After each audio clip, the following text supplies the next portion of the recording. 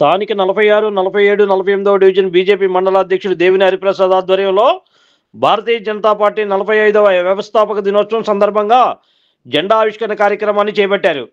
ఆదివారం చిట్టినగర్ బస్టాప్ ఎదురుగా జెండా ఆవిష్కరణ కార్యక్రమం నిర్వహించారు. ఈ కార్యక్రమానికి ముఖ్య అతిథులుగా పశ్చిమ నియోజకవర్గ ఎమ్మెల్యే సుజనా చౌదరి, పైలా సోమినాయుడు, బలివాడ శివకుమార్ పట్నాయక్, అవ్వారు బుల్లబ్బాయి హాజరై భారతమాత చిత్రపటానికి పూలమాల వేసి జెండా ఆవిష్కరణ కార్యక్రమం నిర్వహించారు. అనంతరం బాటసారులకు మజ్జిగ పంపిణీ కార్యక్రమాన్ని చేపట్టారు. ఈ సందర్భంగా వారు మాట్లాడుతూ 45వ భారతీయ జనతా పార్టీ వ్యవస్థాపక దినోత్సవం పురస్కరించుకొని చిట్టినగర్లో జెండా ఆవిష్కరణ కార్యక్రమం చేయడం మరియు బాటసారులకు మజ్జిగ ఏర్పాటు చేయడం ఎంతో హర్షించదగ్గ విషయమని వారు అన్నారు.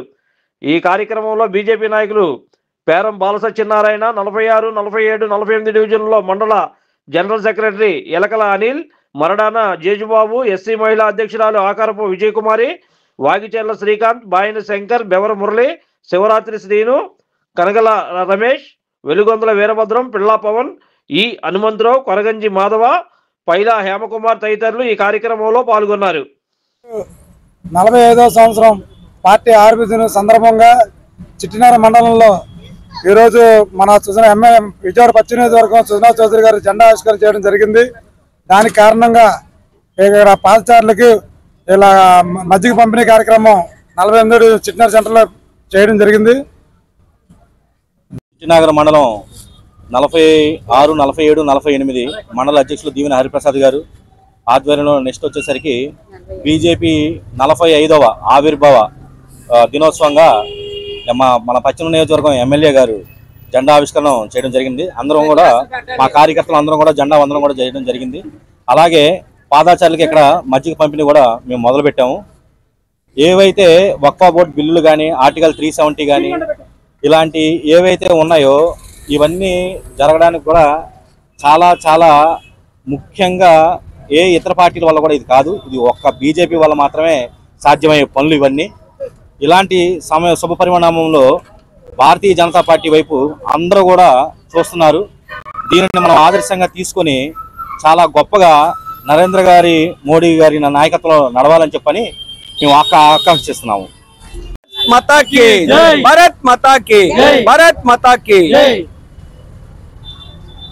స్వాతంత్ర ఉద్యమంలో రకరకాల పార్టీలు, రకరకాల నాయకులు త్యాగఫలమే 1947లో ఈ దేశానికి స్వాతంత్రం సిద్ధించింది. ఈ స్వాతంత్ర అనంతరము రకరకాలైనటువంటి వ్యక్తులు మొట్టమొదటి జవహర్లాల్ నెహ్రూ గారి క్యాబినెట్లో ఉండడం జరిగింది. దాంట్లో మనకు ముఖ్యమైన వ్యక్తి డాక్టర్ శ్యామ్ ప్రసాద్ ముఖర్జీ గారు. ఆ రోజు మంత్రుల యొక్క వారి అభిప్రాయం తెలుసుకోకుండా జవహర్లాల్ నెహ్రూ గారు 370 ఆర్టికల్ ప్రవేశపెట్టడం జరిగింది.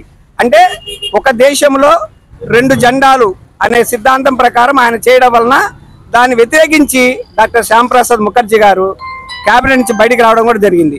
బయటకు వచ్చిన తర్వాత భారతీయ జనసంఘ్ పార్టీని స్థాపించడం కూడా జరిగింది. భారతీయ జనతా పార్టీ అయినా భారతీయ జనసంఘ్ పార్టీ యొక్క ముఖ్య ఉద్దేశం ఏంటంటే 370 ఆర్టికల్ రద్దు, వక్ఫ్ బోర్డు బిల్లు, రామ మందిరం, ఇటువంటి పెద్ద పెద్ద కార్యక్రమాలని బేసిక్ ప్రిన్సిపలే భారతీయ జనతా పార్టీకి. అయితే మనము కాంగ్రెసేతర ప్రభుత్వాన్ని జనసంఘ్లో ఒకసారి స్థాపించడం జరిగింది.